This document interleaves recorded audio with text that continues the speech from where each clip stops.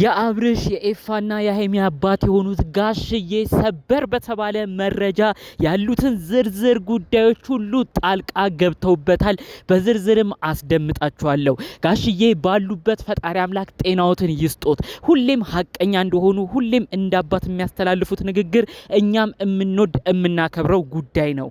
ከሰሞኑ ባለው ጉዳይ ብዙዎቻችሁ እንደተመለከታችሁት የአብርሽ ወንድም የሆነው ኤፍሬም የማይገቡ ነገሮችን እያደረገ ወንድሙ ላይ ብዙ ችግር አምጥቷል። ወንድሙ አብርሽ እንዲፈዝ አድርጓል። ይህንንም አስመልክቶ ነው አባታቸው ጋሽዬ ለምንድን ነው ዝም የሚለው? በተለይ ደግሞ አብርሽ ቤተሰብ ወላጅ እንደሌለው ለምን መጫወቻ ይሆናል በማለት ብዙዎቻችሁ በቀናነት ኮመንት ስታደርጉ ተመልክተናል። ይህን ጉዳይ አስመልክቶ ነው ታዲያ ከቡታጅራ ከጋሽዬ ከባድ ችግር ነው የተፈጠረው። አንድ ሌላ ክስተት ተከስቷል።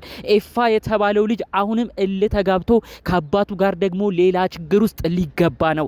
ምን እንዳሉ በተለይ አባት ጋሽዬ ኤፍሬምን ምን እንዳስጠነቀቁ በቀጣይ 2 ቀናት ላይም ልጃቸው አብርሽን ወደ ቡታጅራም ሊወስዱ እንደሆነ ከዛም በመቀጠል ደግሞ ኤፍሬም ለአባቱ የመለሰውን መልስም ነው ብዙዎችን የሚያነጋግረውን ጉዳይ መረጃውን ልሰጣችሁ ብቅ ያልኩት። ሰላም ጤና ይስጥልን ውድ ሀገሬ ልጆች፣ በተለያዩ ዓለም ሀገራት የምትገኙ በያላችሁበት ሰላማችሁ ይብዛልኝ። አብርሽ መጎዳቱን አይታችሁ ቅርብ ዘመድ ወላጅ የለውም ወይ? እባካችሁ ወላጆቹ ኑ እያላችሁ ለአብርሽ እየተከራከራችሁ አብርሽ ወደ አይምሮ እንዲመለስ ስትጸልዩ የነበራችሁ ውድ ቅን ያገሬ ልጆች እውነት ፈጣሪ አምላክ በያላችሁበት ጤናችሁን ይስጣችሁ። ለሰው ጥሩ ነገር እንደምትመኙት ለእናንተም እጥፍ አድርጎ ፈጣሪ ይክፈላችሁ። ጥሩ ምርቃትና ምኞት የሚመቸው እንደተለመደው ቪዲዮ ላይክ ያድርግ። እንዲሁም ደግሞ የዛሬው ወሳኝ መረጃ ስለሆነ ብዙዎች ጋር እንዲደርስ ቪዲዮ ላይክ በማድረግ ጀምሩ። ለቤቴም አዲስ የሆናችሁ ሰዎች ሰብስክራይብ አድርጋችሁ የኔ ቤተሰብ ሁኑ። በቀጥታ ይዤ ወደ መጣሁት ዝርዝር መረጃዎቼ አመራለሁ። ከሰሞኑ ባለው ሁኔታ በተለይ ደግሞ ኤፍሬም የአብርሽ ወንድም የሆነው ግለሰብ ያደረገው ነገር ብዙዎቻችንን አበሳጭቷል። ያንንም አስመልክቶ ብዙ ሰው ጉዳዩ ላይ ለምን ወላጅ ቤተሰብ ጣልቃ አይገባም በማለት ብዙዎች ተነጋግረውበታል። ይህን ጉዳይ አስመልክቶ ነው እንግዲህ ጋሽዬ ከቡታጅራ ቀጥታ ለሁለቱም ልጆቻቸው ደውለዋል። አብርሽ ላይ እየደወሉ ነበር። በተከታታይ ሲደውሉ አላገኙትም። ነገር ግን ቆይተው አግኝተውት ነበረ። አብርሽን ምንድነው ያሉት? ቀጥታ ወደ ቡታጅራ እንዲመጣ ነው ያደረጉት።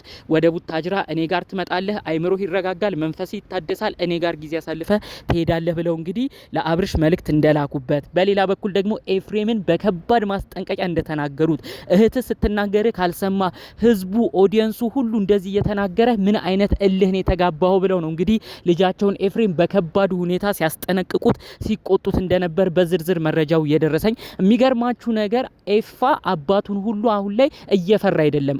አከታትለው እየደወሉበት የአባቱን ስልክ አልመለሰም ነበር። ከዛም በኋላ ግን ጋሽዬ በሌላ ሰው ስልክ ደውለው ኤፍሬምን እንዲያገናኟቸው ነው ያደረጉት። ታዲያ በሌላ ሰው ስልክ ሲደወልለት አነሳ። አንስቶም እንግዲህ አባቱ መሆኑን ሲያቅ ቀጥታ እንድታወራኝ እንዳትዘጋው ብለው አስጠነቀቁት። በመቀጠልም ነው እንግዲህ ጋሽዬና ኤፋ ስልክ ልውውጥ ያደረጉት። ኤፍሬም ለምንድን ነው እንደዚህ የምታረገው ተብሎ ሲጠየቅ እኔ እኮ ይሄ ልጅ ወደ ትዳሩ እንዲመለስ ወንድሜ ጥሩ ህይወት ጥሩ ኑሮ እንዲኖረው ነው ይሄ ሁሉ ነገር ውስጥ የገባሁት፣ ከዛ ውጪ ምንም ሀሳብና እቅድ የለኝም እያለ ነው ሲመልስ የነበረው ማለት ነው። ከዛ ውጪ ግን ያሉትን ጉዳዮች በተለይ ደግሞ ጋሽዬ ህዝቡም እንዲህ እስኪሆን እህትህ ታላቅ እህትህ እንዲህ እስክትናገር ወንድሞች ቤተሰቦች ሁሉ እንዲህ እስኪሆኑ ድረስ አንተ ከማጋ ነው እልህ የምትያያዘው? ለምንድን ነው በዚህ ያህል ደረጃስ ቪዲዮ ላይ የምትታየው? ብለው ነው እንግዲህ በከባድ ሁኔታ ኤፍሬምን ሲቆጡት እንደነበር መረጃውን የሰማሁት።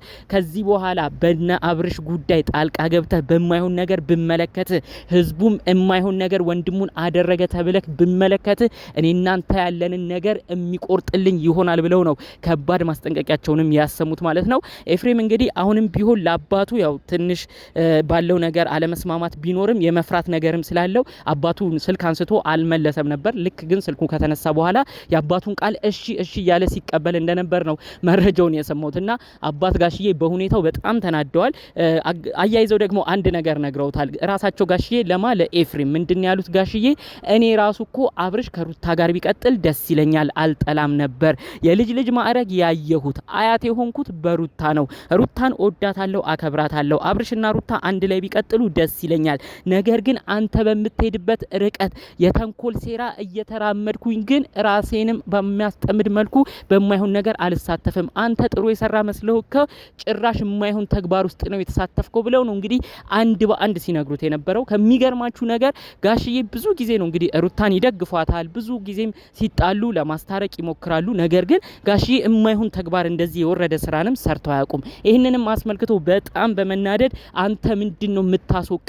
በተለይ ሁለታችሁም ጋር ወላጅ እንደሌላችሁ ሰዎች ነው ብዙ ሰው እየተናገረኝ የሚገኘው። በተለይም እንግዲህ የዩቲዩብ ቪዲዮ በተለቀቀ ቁጥር እንግዲህ በጎረቤቶቻቸው ጋሽዬ አካባቢ ያሉ ሰዎች ቪዲዮን እየወሰዱ ለጋሽዬ አረ ተመልከቱ ልጆች ዛሬ ደግሞ በጣም ተጣሉ፣ የእርሶ ልጆች ዛሬ ችግር ፈጠሩ እያሉ ሁሉንም ቪዲዮዎች እንግዲህ ጎረቤት እንደሚያሳያቸው እነዛ የሚያዩቸው ቪዲዮዎች ሁሉ እየረበሻቸው እንደመጣ ጭምር ነው የተናገሩት። ከዚህ ቀደም እንግዲህ አብርሽ በማይሆን ነገር በተለይ ደግሞ አንዴ ወደ ሄርሜላ አንዴ ወደ ሩታ በማለቱ ህይወት ላይ ቀጥታ የሆነ ውሳኔ ወስን፣ የማይሆን ነገር ላይ አልመልከት ብለው እንግዲህ አብርሽን በጣም ሲጨቀጭቁ ነበር። ጋሽዬ በስተመጨረሻ በቃ እንደፈለገ ይሁን ብለው ትተውት ነበር።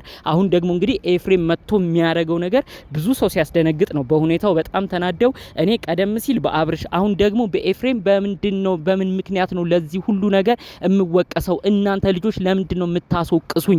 ኤፍሬምም ቢሆን ከእንግዲህ በኋላ በእናብርሽ ጉዳይ ገብተህ ምንም አይነት ቦታ ላይ እንዳልመለከት ከዚህ በኋላ ወቀሳ ቢደርሰኝ ቪዲዮ ቢመጣልኝ እኔ እናንተ ያለን የልጅና የአባት ጉዳይ በከባድ ሁኔታ ውስጥ የሚሆን ይሆናል ብለው ነው እንግዲህ ከባድ ማስጠንቀቂያ የላኩለት ማለት ነው። ከሚገርመው ነገር አብርሽም ኤፍሬምም አባታቸውን በጣም ነው የሚወዱት፣ በጣም ነው የሚያከብሩት። ነገር ግን አንዳንድ በሚሰሩት በዩቲዩብ ቪዲዮ ብዙ ጊዜ ከአባታቸው ጋር የሚያጋጭ ነገር ውስጥ ቪዲዮ እየሰሩ ይታያሉ። እንደዛ ሲሆን የሚገርመው ነገር ጋሽዬ ሲደውሉላቸው ስልክ አያነሱም፣ ደፍሮ እንኳን አባታቸውን አያናግሩም። ምክንያቱም የሚያጠፉት ጥፋት እንደሚያስወቅሳቸው ስለሚያውቁ ስልክ አንስተው ለአባታቸው እንኳን አይመልሱም። አሁን ስለዚህ ኤፋ የሁሉ ማስጠንቀቂያ ከደረሰው ያው አባቱን በጣም ስለሚፈራ በሁኔታውን በጣም ስለሚደነግጥ ምናልባት አባቱ እንዳስጠነቀቀው ቃል ተገኝቶ ከእንግዲህ እና አብርሽ ቪዲዮ ላይ ላንመለከተው እንችላለን ማለት ነው። ይህ ደግሞ እጅግ ትልቅ ተስፋ የሚሰጥ ነገር ነው።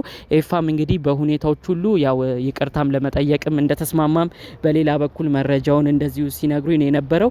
ኤፋ እኔ ከእንግዲህ እንደዚህ አይነት ነገር ውስጥ አልሳተፍም፣ አሁንም ቢሆን እነዚህ ልጆች ይስማማሉ ብዬ ነው እንጂ ከዛ ውጪ ምንም ሀሳብ ኖሮኝ አይደለም።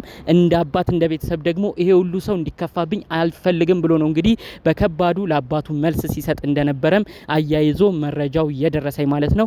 እውነት ፈጣሪ አምላክ ይህንን ቃሉን እውነት አድርጎ በተለይ የአባቱን ቃል የሚያከብር አድርጎት ያለው ጉዳይ በሰላም እንዲፈታ የእውነት ከልብ ጥሩ መልእክቴ ነው።